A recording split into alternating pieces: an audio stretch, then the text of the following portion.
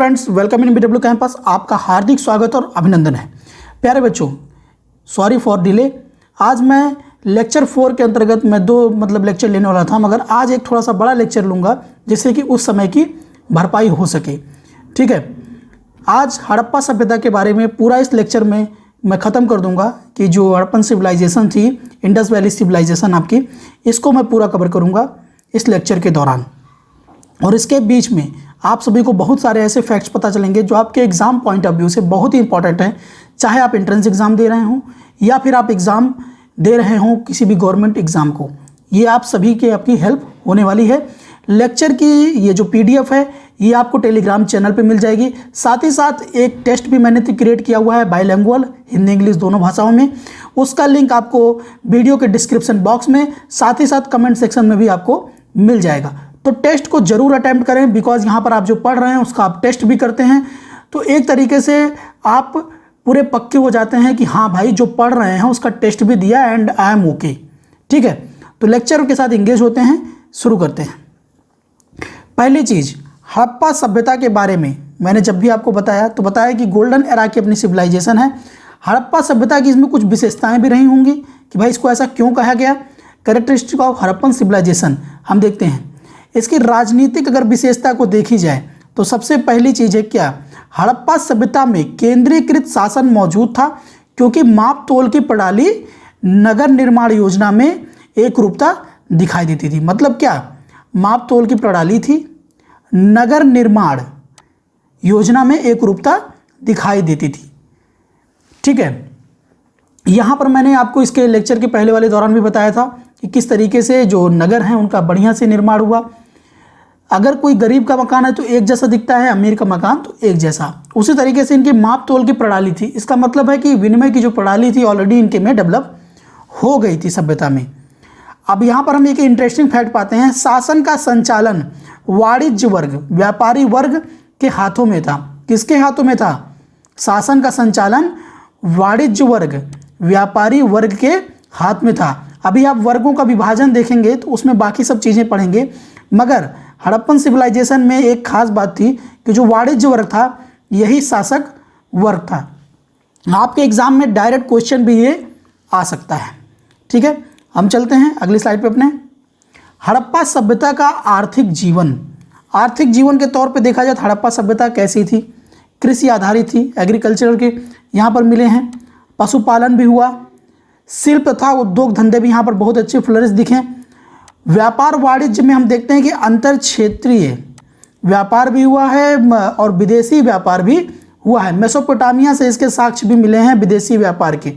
अभी आगे इस चीज़ को आप देखेंगे। देखिए कुछ खिलौने आप देख रहे हैं यहाँ पर। अब आप इस चीज़ से अंदाज़ा लगा सकते हैं कि भाई साहब ये लोग शिल्पकारी में भी बहुत अच्छे डेवलप थे।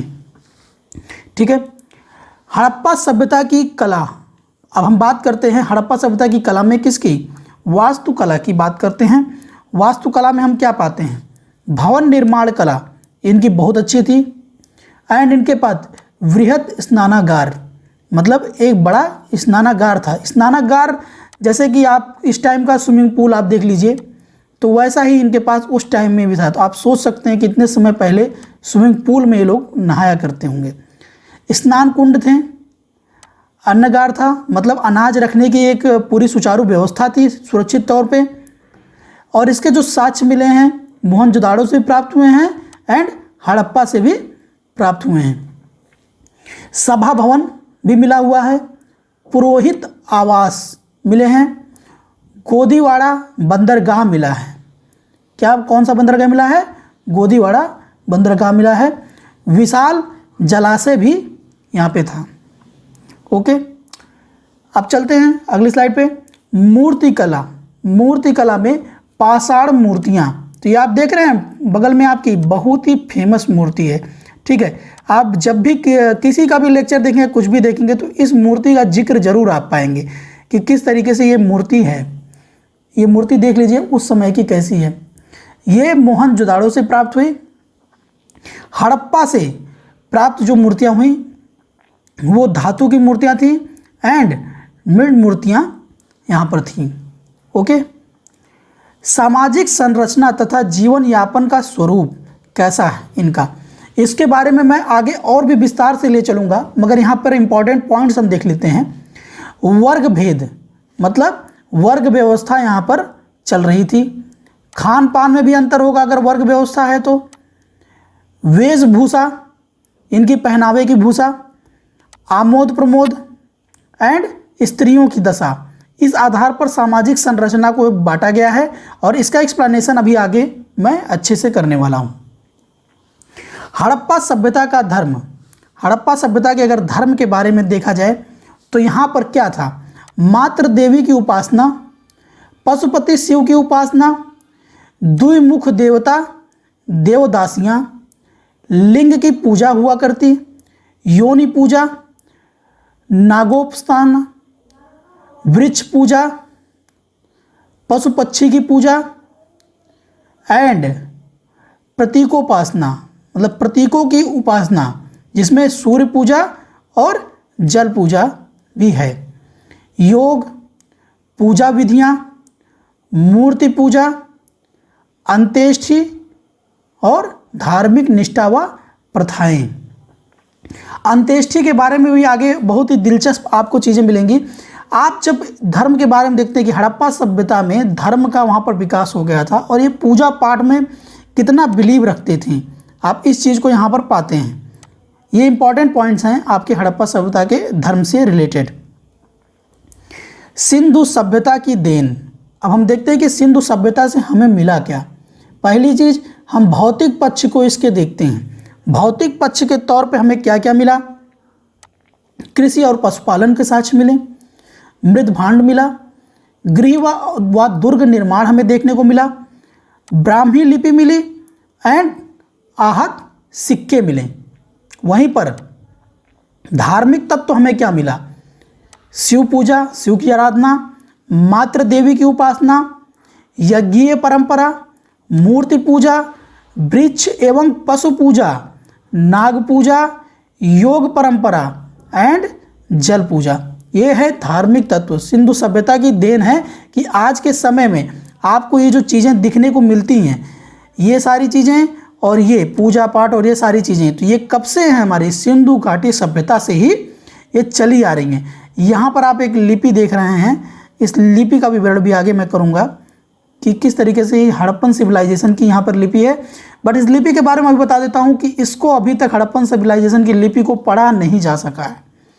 इसको पढ़ा नहीं जा सका, ना इनका कोई निकाला जा सका कि इसमें लिखा क्या गया है। चलते हैं आगे। माप तोल प्रणाली देखते हैं। मैंने शुरुआत में बोला हड़प्पा सभ्यता में माप तोल की मानक प्रणाली थी।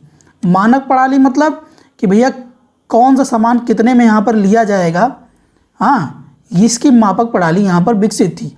मोहनजोदाड़ो से तराजू एवं लोथल से हाथी दांत का स्केल मिला है। कैसे? मोहनजोदाड़ो से क्या मिला है? तराजू, और लोथल से क्या मिला है? हाथी दांत का स्केल। स्केल से क्या भैया, यहाँ पर कपड़ा भी नापते होंगे और भी बहुत सारी चीज़ें हैं। नाप जोक का जितना काम होता होगा स्केल बना चुके थे ये।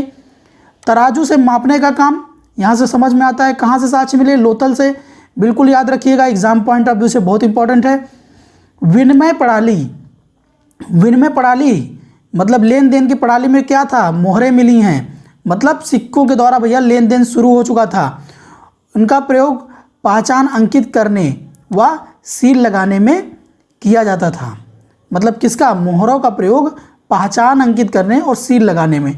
आप ये चित्र देखे हैं और जिन जिन लोगों ने मोहनजोदाड़ो मूवी भी देखी होगी तो उसमें भी ये दिखा होगा कि एक सींग वाला हिरण या पशु, जो भी वहाँ पर बोला गया इस चीज़ को, ठीक है। और यहाँ पर देखिए कुछ लिखा भी हुआ है इनकी भाषा में, अभी इसको डिकोड नहीं किया जा सका है, मगर इसकी बहुत मान्यता थी। जो पशु आपको दिख रहा है इसकी बहुत मान्यता है। व्यापारी का प्रमाण, मेसोपोटामिया के सम्राट के अभिलेख से हड़प्पा वासियों के व्यापारिक संबंध थे। तो मेसोपोटामिया भी एक बहुत ही प्राचीन सभ्यता है। मेसोपोटामिया के सम्राट के अभिलेख से, जो उनके सम्राट का अभिलेख था, वहाँ हड़प्पा वासियों के व्यापारिक संबंध के बारे में भी हमें पता चला। एंड जो प्रमाणी, जो इसका है प्रमाण दिलमन, प्रमाण दिलमन कहाँ है? बहरीन में इस टाइम स्थित है। मकान मकराना और मेलुहा हड़प्पा सभ्यता में स्थित है। यहाँ से इन सारी चीज़ों के प्रमाण मिले हैं व्यापार की। चलते हैं आगे। सामाजिक संरचना के तौर पे हम देखते हैं कि सामाजिक संरचना किस तरीके से इनकी रही होगी। तो मैंने सामाजिक संरचना भी पहले बताया, तो उसका मैंने बताया कि मैं विस्तार यहाँ पे करने वाला हूँ। सामाजिक संरचना के तौर पे हम देखते हैं वर्ण व्यवस्था। वर्ण व्यवस्था कितने मतलब आधार क्या बनाया गया? वर्ण व्यवस्था का आधार रंग, कर्म और जन्म, इस आधार पे। एंड इसके प्रकार क्या निकल के आए? चतुर्वर्ण व्यवस्था। वर्ण व्यवस्था के 4 स्तंभ कौन कौन से हैं? ब्राह्मण, क्षत्रिय, वैश्य और शूद्र। और यहाँ पर मैंने बताया है कि जो ये व्यापारी वर्ग था यही यहाँ पर शासक वर्ग था। द्विवर्ण व्यवस्था भी देखने को मिली हुई है साक्ष्यों के दौरान। इसमें ब्राह्मण एवं गैर ब्राह्मण, और इसके जो साक्ष्य मिले हैं विशेषकर दक्षिण भारत में पाए गए हैं। दक्षिण भारत से हमें क्या पता चला है कि भैया वर्ण व्यवस्था 2 भागों में, एक ब्राह्मण और दूसरा गैर ब्राह्मण। उसी प्रकार से दास प्रथा, दास बनाने की प्रथा भैया आज से नहीं है, ये सिविलाइजेशन के समय से है। आधार बनाए जाने, दास का बनाए जाने का आधार क्या था? युद्ध बंदी, मतलब जब युद्ध लड़ते थे वहाँ पर जो बच जाते थे लोग वो बंदी बना लिए जाते थे, उनको दास बनाया जाता था। कर्जदार व्यक्ति, जैसे किसी साहूकार ने, किसी वैश्य ने यहाँ पर किसी को कर्ज दिया है, या फिर किसी व्यक्ति ने अगर किसी को वहाँ पर कर्ज दिया है, मगर वैश्य वर्ग का ज़्यादा उसमें विवरण मिलेगा आपको इतिहास के समय से ही साहूकारों का, जिसमें क्या था कि अगर कर्ज नहीं चुका पाते थे, इनकी ज़मीनें ले ली जाती थी, इनको अपने यहाँ पर बेगारी में काम करने के लिए कर दिया जाता था और दास के तरीके से फिर रख लिया जाता था। तो कर्जदार व्यक्ति भी यहाँ पर दास बन जाते थे। खरीद बिक्री द्वारा, मतलब लोग अपने दासों को भी बेचा करते थे। मतलब क्या था कि यहाँ पर दास का विनिमय भी हो जाता था भैया, दास भी बिक जाते थे। ठीक है कि हमारा दास इतने में ले लो। दास का उपयोग हम देखते हैं, दासों का उपयोग किस किस में होता था? घरेलू कार्यों में होता था एंड आर्थिक उत्पादन में भी दासों के कार्य देखते हैं। और भैया दासों से आप जो जो काम ले सकते हैं भैया वो सब सारे लिए जाते होंगे, बट ये मोटे मोटे 2 कार्य लिखे हैं। एंड दास ऐसा नहीं कि दास मतलब स्त्रियां ही हैं, दास का मतलब पुरुष भी हैं, स्त्री एवं पुरुष दोनों दास होते थे। ऐसा नहीं है कि भैया केवल स्त्रियां ही दास हुआ करती थीं, स्त्री पुरुष दोनों दास हुआ करते थे। यहाँ पर चलते हैं आगे, महिलाओं की स्थिति के बारे में देखते हैं। उससे पहले कुछ आभूषण देख लीजिए। यहाँ पर हड़प्पन सभ्यता से ये जो सारी चीज़ें आर्कियोलॉजिकल से पाई गई हैं, ये सारे आभूषण भी आप देख लीजिए कि किस प्रकार से साजो सज्जा का सामान यहाँ पर उपलब्ध है। महिलाओं की स्थिति के बारे में चर्चा करते हैं। अच्छी थी कब कहेंगे, मतलब महिलाओं की अच्छी स्थिति होती ये हम कब कहेंगे? जब उनको शिक्षा का अधिकार मिला होता, सार्वजनिक जीवन में भागीदारी होती। मतलब ये 2 पॉइंट अगर हुए हैं तो यहाँ पर हम महिलाओं की अच्छी स्थिति की चर्चा कर सकते हैं। बट निम्न स्थिति के बारे में देखते हैं तो हमें क्या पता चलता है महिलाओं की स्थिति में? पहला बाल विवाह, दूसरा पर्दा प्रथा, मतलब भैया ढक के रहना है, पर्दा प्रथा। बाल विवाह मतलब कम उम्र में ही शादी कर देना, मतलब बालपन में ही शादी कर देना। सती प्रथा मतलब अगर किसी का पति मर गया तो उसी के साथ ही उसको भी दफना देना या फिर उसको भी जला देना, ये सती प्रथा। देवदासी प्रथा एंड विधवा प्रथा, और साथ ही साथ बहुपति प्रथा, ये सारी चीज़ों के भी देखने को मिलता है कि महिलाओं के निम्न जीवन होने पर कितना ज़्यादा निम्न जीवन यहाँ पर देखे गए हो सकते हैं। चलते हैं आगे। हम पाते हैं यहाँ पर रहन सहन, खान पान और साज सज्जा के तौर पर इन सारी चीज़ों को कैसे देखा गया। पहली चीज़, ये शाकाहारी भी थे और ये मांसाहारी भी थे। ऐसा नहीं था कि भैया ये लोग हर कुछ खाते थे। इनमें आपको शाकाहारी भी दिखेंगे एंड मांसाहारी भी आपको दिखेंगे, जैसे आज के समय में दिखता है वेजिटेरियन, नॉन वेजिटेरियन। एंड आज के समय की बात की जाए तो आपको एगिटेरियन भी दिख जाएंगे, वेजिटेरियन भी, फिशिटेरियन भी जो केवल फिश खाते हैं और वेजिटेबल खाते हैं। एगिटेरियन मतलब एग खाते हैं और वेजिटेबल खाते हैं, एगिटेरियन हो गए। इसी तरीके से बहुत सारे यहाँ पर आज के समय में डेवलप हो गए हैं भैया। पहले क्या था, बस दुइये पैमाना था, या तो आप शाकाहारी हैं या मांसाहारी हैं। मगर आज के समय में शाकाहारी, मांसाहारी और सर्वाहारी, और सर्वाहारी के अंदर में भी कई सारे आ जाते हैं। रीति रिवाज, ठीक है, रहन सहन में क्या था, इनके रीति रिवाज भी डेवलप हो गए थे बहुत ही बढ़िया से। मनोरंजन के साधन के तौर पे हम देखते हैं क्या क्या चीज़ें मिलती हैं। आंतरिक मनोरंजन के साधन क्या कहते हैं, पासा खेलना। भैया पासा खेलना महाभारत से खुद आप देखेंगे इसके प्रमाण अच्छे खासे लेवल पे मिलते हैं, कहानी भी जुड़ी है द्रौपदी वाली। उसी तरीके से पासा खेलना कहाँ से शुरू हुआ, यहीं से प्रमाण मिल गया। खिलौना खेलना, खिलौना मैंने आपको दिखाया भी, खिलौने किस प्रकार से। बाह्य मतलब बाहर मनोरंजन के तौर पे लोग क्या इस्तेमाल करते थे, शिकार करते थे, शिकार खेलना। पशु पक्षी लड़ाना मतलब भैया मुर्गा उर्गा लड़ाना ये लोग जान गए थे। नौका विहार मतलब नौका बनाए थे, नौका से रेस करना, ये सारी चीज़ें भी हैं मनोरंजन के तौर पे। रेस करना हो गया, फिर नौका से घूमना टहलना हो गया, बहुत सारी चीज़ें हैं इसमें। अंत्येष्टि के तौर पे हम देखते हैं, अंत्येष्टि के तौर पे दो चीज़ें यहाँ पर पाई गई, समाधिकरण पाया गया है और दाह संस्कार। समाधिकरण मतलब कि भैया दफना देना, ठीक है, समाधि इसी को कही गई। और वहीं पर दाह संस्कार मतलब लाश को जला देना, वो दाह संस्कार हुआ। अब हम देखते हैं वर्गीय विभाजन के तौर पर। वर्गीय विभाजन, विद्वान मतलब ब्राह्मण, योद्धा, व्यापारी और श्रमिक, मैंने आपको पहले बताया। और यही वो वर्ग है जो यहाँ पर शासन का काम किया, व्यापारी वर्ग। आगे चलते हैं, अब हम देखते हैं कुछ इंपॉर्टेंट प्रमाण क्या क्या कहाँ से मिले हैं। लोथल से पासा एवं शतरंज बोर्ड का साक्ष्य मिला है। पासा और शतरंज बोर्ड का कहाँ से साक्ष्य मिला है, लोथल से। हड़प्पा से क्या मिला है, सूती वस्त्रों का प्रयोग करते थे। कपास के उत्पादन की जानकारी भी यहाँ पर युक्त मिली हुई है हड़प्पा से।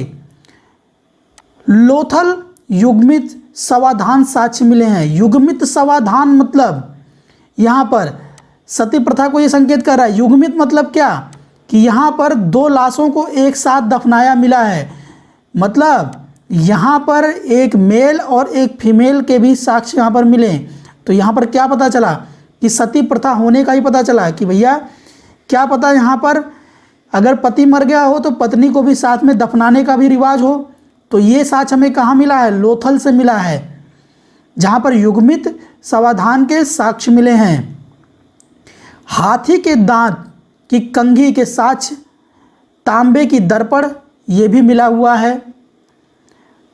प्रजातियाँ कहाँ कहाँ से हैं, भूमध्य से हैं, प्रोटो ऑस्ट्रेलियाई हैं, मंगोलाइड हैं एंड अल्पाइन हैं।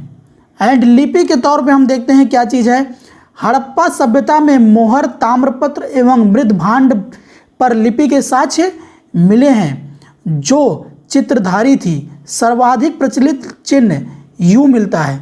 यू क्या है, यहाँ का सर्वाधिक प्रचलित चिन्ह यू। जब लिपियाँ देखी गई, लिपियाँ कहाँ पर, मृद भांड पे हैं, ताम्रपत्र पे भी हैं लिपियाँ, और यहाँ पर चित्रधारी थी। और चित्रधारी में किसको, यू शेप को सबसे ज़्यादा पाया गया। मगर इस चीज़ को अभी डिकोड करना पॉसिबल नहीं हो पाया है कि इस यू शेप का राज क्या है।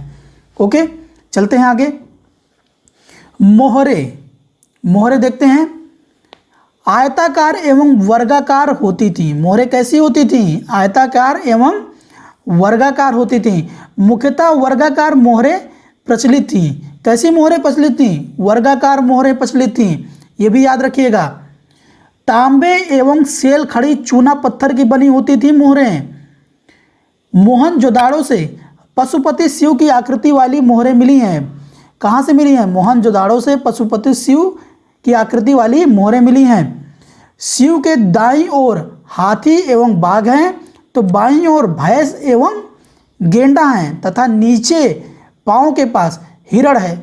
भैया यहाँ पर ये सिक्का मिला हुआ है, मुहर जिसे कहा गया, और उस मुहर के दाएं बाएं और नीचे क्या है ये भी यहाँ पर हमें देखने को मिलता है। हड़प्पा निवासी कांसे का निर्माण करते थे। कांसा क्या था भैया? ये मिश्रित धातु बनाने के इतने करीब थे, मिश्रित धातु बनाते थे। जैसे कांसा किससे बना? तांबे एवं टिन के मिश्रण से बनाया जाता था। और भैया ऐसा नहीं है कि तांबे का कोई कुछ भी अंश ले लिया और टिन का, इसका एक पर्टिकुलर अमाउंट होता है और तभी जब आप उसको लेते हैं तभी आप कांसे का निर्माण कर सकते हैं। तो ये इतना सीख गई थी ये सिविलाइजेशन कि ये कांसे का निर्माण करने लगे थे। कांसा तांबे और टिन से ज़्यादा मजबूत होता था और रिलायबल होता था। ओके, हम चलते हैं आगे। यहाँ पर हम देखते हैं मनके बनाने का कारखाना चनहुदड़ों में था। चनहुदड़ों से कहाँ मिला? हमें मनके बनाने का कारखाना मिला। बहुमूल्य पत्थरों एवं सेल खड़ी से मनकों का निर्माण किया जाता था। बहुमूल्य पत्थर जो थे वहाँ पर और सेल खड़ी से मनकों का निर्माण यहाँ पर किया जाता था। हड़प्पा सभ्यता में मूर्ति पूजा प्रचलित थी पर मंदिर नहीं थे। मूर्ति तो मिली मगर मंदिर के साक्ष्य हमें हड़प्पा सभ्यता से नहीं मिले हैं। ये पॉइंट जरूर याद रखिएगा, वरना ये सोच लेंगे कि आप कि मंदिर था, मूर्ति थी तो मंदिर भी होगा। नहीं, हड़प्पा सभ्यता से मंदिर के साक्ष्य नहीं मिले हैं मगर मूर्तियों के मिले हैं। मात्र देवी की उपासना सर्वाधिक प्रचलित थी। मात्र देवी की उपासना यहाँ पर सबसे ज़्यादा प्रचलित थी। कालीबंगा से अग्निकुंड के साक्ष्य मिले हैं। कहाँ से? कालीबंगा से किसके साक्ष्य मिले हैं? अग्निकुंड के। अब हम सीधे चलते हैं आगे। हड़प्पा सभ्यता के पतन के बारे में देखते हैं कि भैया ये सभ्यता जब इतनी अच्छी थी, सब कुछ बढ़िया से चल रहा था, तो ये विनाश के कगार पे कैसे पहुंच गई? यहाँ पर दिलचस्प देखना होगा। तो जो तर्क आए हैं और जो कुछ साक्ष्य हमें इंडिकेट करते हैं उस आधार पे हम ले चलते हैं। पहला, आकस्मिक पतन का सिद्धांत आता है कि भैया ऐसे ही पूरी सभ्यता खत्म हो गई होगी, जैसे आपके डायनासोर्स अचानक से सब खत्म हो गए, वैसे ये भी हो सकता है कि ये भी विलुप्त हो गए। और दूसरा साक्ष्य मिलता है कि आर्य आक्रमण से पतन, मतलब कि जब आर्य आए उनके इन्वेजन के टाइम पे हड़प्पन सिविलाइजेशन तैयार नहीं थी कि भाई उस लेवल फाइट कर सके। तो क्या पता आर्यों ने क्या किया हो, इनको ख़त्म कर दिया हो मार के पूरी सिविलाइजेशन को, ये भी हो सकता है। मगर इसका पूरा तात्विक प्रमाण नहीं है। कोई भी क्या है, पूरा तात्विक प्रमाण नहीं है। अगर क्वेश्चन में आ जाए कि क्या हड़प्पा सभ्यता के पतन के ये प्रमाण हो सकते हैं, तो इनमें से कोई नहीं वाला ऑप्शन भी होगा। इसमें इसका पूरा तात्विक प्रमाण नहीं है, ये लोगों की बस कल्पना मात्र है। यहाँ पर हम देखते हैं परिस्थिति असंतुलन का सिद्धांत भी है कि भैया परिस्थितियाँ असंतुलित हो गई होंगी, आपस में ही सब कुछ हो गया होगा, निपटा दिए होंगे। बाढ़, सूखा, नदियों का मार्ग परिवर्तन होना। तो अब मोहनजोदाड़ो की मूवी में भी आप देखे थे, उसमें क्या था कि भैया बाढ़ आ गई और पूरी की पूरी सिविलाइजेशन उसमें निपट गई होगी, मगर वहाँ पर बचाता हुआ दिखाया गया कि भाई सिविलाइजेशन को बचा लिया। बट एक और भी थॉट आता है कि बाढ़ और सूखे भी वजह हो सकते हैं इस सिविलाइजेशन के ख़त्म होने के। वहीं पर हम आगे क्या देखते हैं, जल स्तर का ऊपर उठना, मतलब जल स्तर इतना ऊपर उठ गया था कि भूमि ये खत्म हो गई हो, कि जितने भूमि पूर रहे हो तो जलमग्न होने का। कृषि उत्पादन में कमी, मतलब ये जो खेती किया करते थे, खेती एकदम कम हो गई, खाना रही नहीं गया, तो ये खाते क्या बेचारे, तो कृषि उत्पादन में कमी की वजह से ख़त्म हो सकते हैं। अधिशेष में कमी, और इसके बाद हम क्या देखते हैं, शिल्प उद्योग इनका कमज़ोर हो गया हो। यहाँ पर हम बहुत सी चीज़ें देखेंगे कि कैसे इनके शिल्प उद्योग अगर कमज़ोर हो गया हो तो भी ये सभ्यता ख़त्म हो सकती है धीरे धीरे करके। तो ये सारे क्या है कि बस एक साक्ष्य मात्र हैं, बट इसका कोई प्रमाणिक नहीं है कि यही कारण हो सकते हैं। अब हम चलते हैं आगे की तरफ और इसमें आप चीज़ों को देखेंगे यहाँ पर कि कौन कौन इन्वॉल्व थे। पहला है list of archaeological sites of Indian Indus valley civilization. Archaeological जो यहाँ पर सोर्स है, यहाँ पर देखिए हिंदी इंग्लिश दोनों भाषाओं में मैंने यहाँ पर आपके लिए कर दिया है, तो आप अपनी मदद स्वयं से कर लें कि इसमें आप किस में कंफर्टेबल हैं। जैसे यहाँ पर दयाराम साहनी जी का जिक्र है कि इन्होंने 1921 से 1923 में हड़प्पा सभ्यता, हड़प्पन सिविलाइजेशन की यहाँ पर इन्होंने क्या की, खोज की। पंजाब पाकिस्तान में मोंटगोमरी ज़िले में रवि नदी के तट पर यह स्थित है।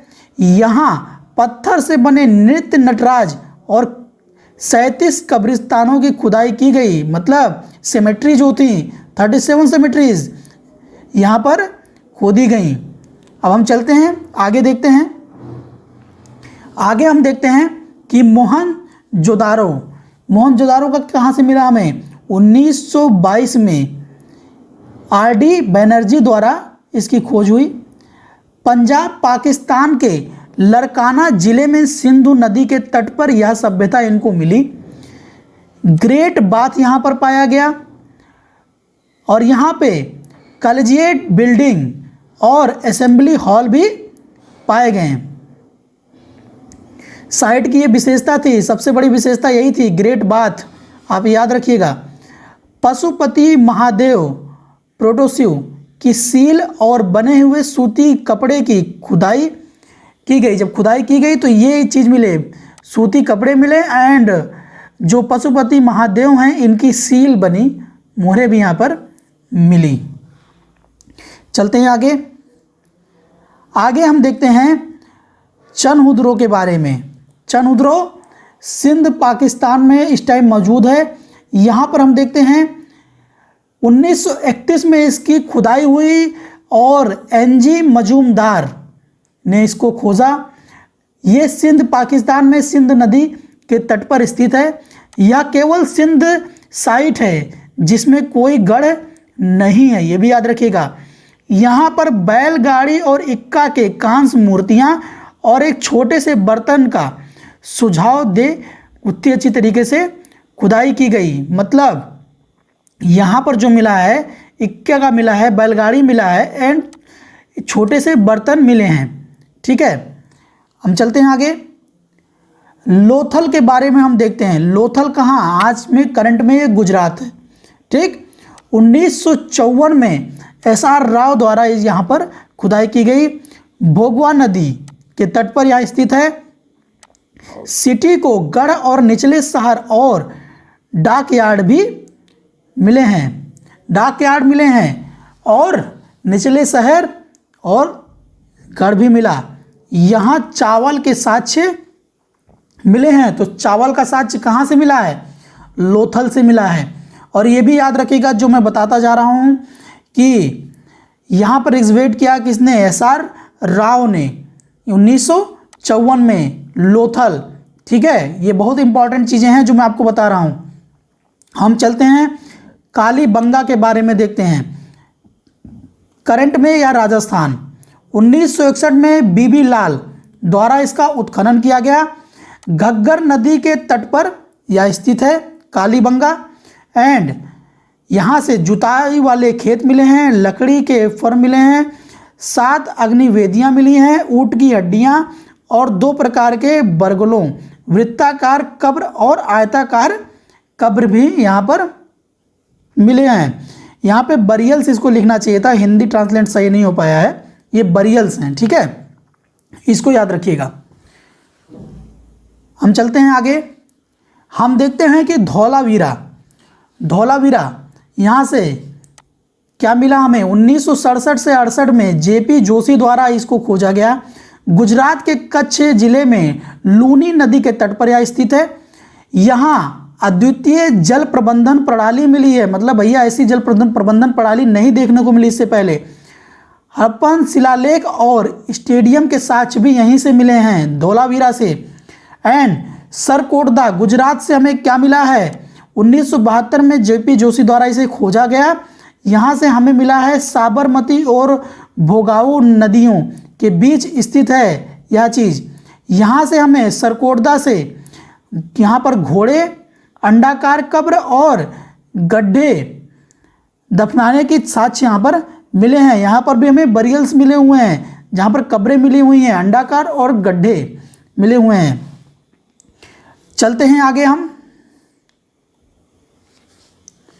हम देखते हैं बनवाली कहाँ है, बनवाली हरियाणा में है। यहाँ पर हम देखते हैं 1973 में आर.एस. बिष्ट द्वारा इसे खोदा गया। ये सरस्वती नदी के तट पर स्थित सरस्वती नदी आज के समय में विलुप्त हो चुकी है। आप ये भी पाते हैं प्रयागराज में, आप क्या देखते हैं, गंगा जमुना सरस्वती त्रिवेणी। त्रिवेणी इसलिए बोला गया, वहाँ पर गंगा जमुना सरस्वती किसी समय में तीनों नदियों का समागम वहाँ पर मिलना हुआ करता था, बट सरस्वती नदी इस टाइम विलुप्त हो गई है, तो वहाँ पर गंगा और जमुना नदी इस टाइम मिलती हैं। पूर्व हड़प्पा और हड़प्पा संस्कृति और अच्छी गुणवत्ता वाले जौ के साक्ष्य पाए गए हैं। कहाँ से? बनवाली, हरियाणा से। आप खेती के तौर पे देखेंगे ज़्यादा कोई बड़ी चीज़ नहीं, जौ का सबसे ज़्यादा महत्व यहाँ पर पाया गया है हड़प्पन सिविलाइजेशन में। अब हम पढ़ते हैं एक इंटरेस्टिंग फैक्ट। सिंधु घाटी सभ्यता को हड़प्पा सभ्यता के नाम से भी जाना जाता है। 1920 के दशक में खुदाई की जाने वाली अपनी साइटों में से पहली ब्रिटिश भारत के पंजाब प्रांत की थी। हड़प्पा की खोज और उसके तुरंत बाद मोहनजोदारो काम की परिणति 1861 में ब्रिटिश राज में हुई एंड भारतीय पुरातत्व सर्वेक्षण की स्थापना भी यहीं पर 1861 में हुई। यहाँ पर आर्कियोलॉजिकल सर्वे ऑफ इंडिया 1861 में इसको बनाया गया, फाउंड किया गया एंड ये ब्रिटिश राज के अंतर्गत ये फाउंड हुआ। इस चीज़ को भी आपने देख लिया। प्यारे बच्चों, अभी आपने करंट में राखी गढ़ी के बारे में भी सुना होगा कि सबसे ज़्यादा बड़ी, मतलब कहा जाए कि राखी गढ़ी जो यहाँ पर है सबसे ज़्यादा बड़ी पाई गई आकार के मामले में सभ्यता, एंड उस पर पूरी रिसर्च चल रही है, बट पर्टिकुलरली नहीं कहा गया उस पर कि किसने राखी गढ़ी की खोज की। बट क्योंकि राखी गढ़ी को खोजने में एक व्यक्ति का योगदान नहीं है, बहुत सारे लोगों का योगदान है, इसीलिए पर्टिकुलर एक व्यक्ति के नाम पर राखी गढ़ी के बारे में नहीं कहा गया।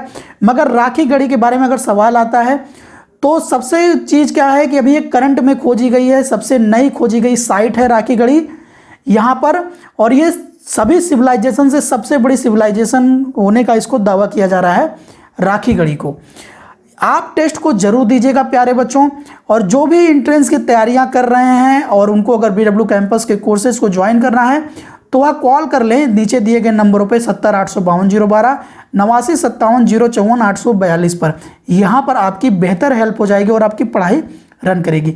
लेक्चर की PDF और टेस्ट दोनों टेलीग्राम पे हैं और टेस्ट का लिंक आल्सो डिस्क्रिप्शन बॉक्स में है। कुछ भी हो आप कमेंट सेक्शन करें, कमेंट सेक्शन में आप जरूर अपने विचारों को रखें, अपने फ्रेंड्स एंड कलीग को शेयर करें और ज़रूर बताएं कि आपको कैसा लग रहा है और आपको और चीज़ें इसमें क्या देखने को मिलने वाली हैं। All the very best for your upcoming examination and always never give up.